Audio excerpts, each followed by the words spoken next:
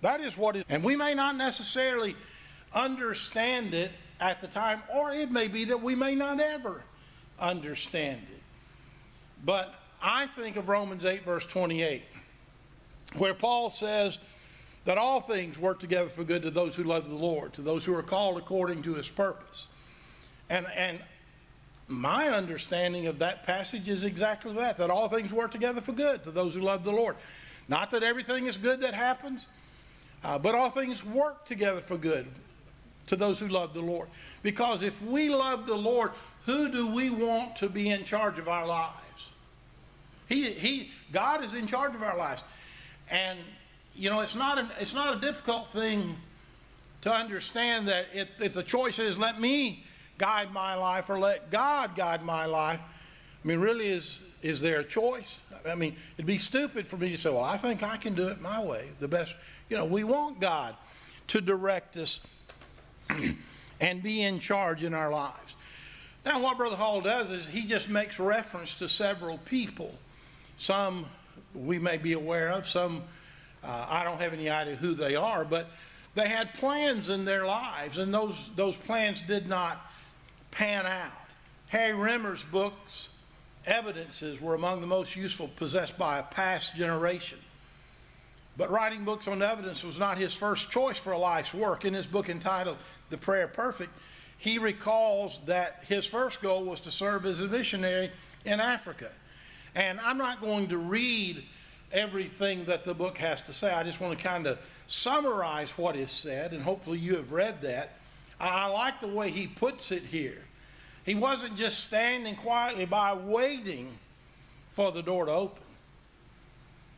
He says he was doing what? He was leaning on that door. He was ready. He was waiting for that door to open, and he was ready to go through. And those were his plans. I like something else that was said there at the very end. And it makes me think of a statement made in the book of Revelation. Who opens doors and who shuts doors? God does. And if God opens the door, what is man not going to do?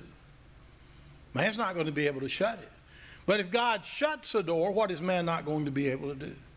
Man is not going to be able to open it. And it just struck me when he said here at the end, be halfway to Africa before anyone could shut it again. Opportunities, it's kind of hard.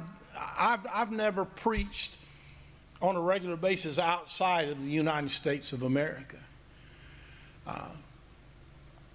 Some places, they don't allow preaching openly like we have been used to all of our lives. Some places you can preach, but you just don't want. They don't want you to be too boisterous, too outspoken in what you're standing for. Now, a Christian is going to stand for what is right, but some places opportunities have been closed, and then they have. Can you think of some places where there were closed doors, but now there are open doors throughout the world?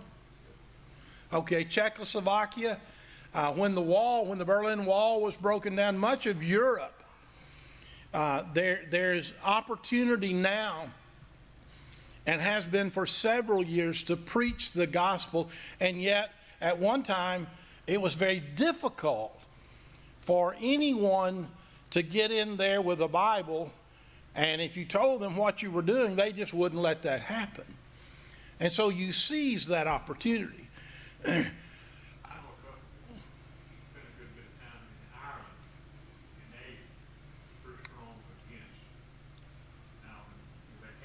Yes, sir. Yes, sir. Here in our country, in our lifetimes, and especially, I'm going to go back, and I can't go back to the 40s. I can pick up in the 50s. I can't tell you much about what happened in the 50s, but in the 40s and 50s and 60s, the gospel just was preached, and people were converted, and the doors were just, and the doors I believe are still open. But are they as open as they were, say, in the 30s and 40s and 50s? Don't seem like it, does it? People just not interested. Now, we can preach and we can teach, and that's what we have to do. No, that was Max. He hit his head and he's okay. No, I'm not sure what fell, but, oh, it's the camera. Everybody's okay. Scared me too.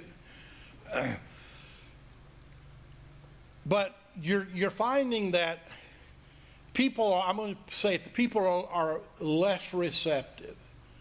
Where at one time you could go through a community and set up a tent and invite people to come, and you know who would come? Just about any and everybody in that community. And the truth could be taught, and there would be some who would be converted, others who would think about the truth as it was taught and later be converted. You know, if we rented the Von Braun Civic Center and we let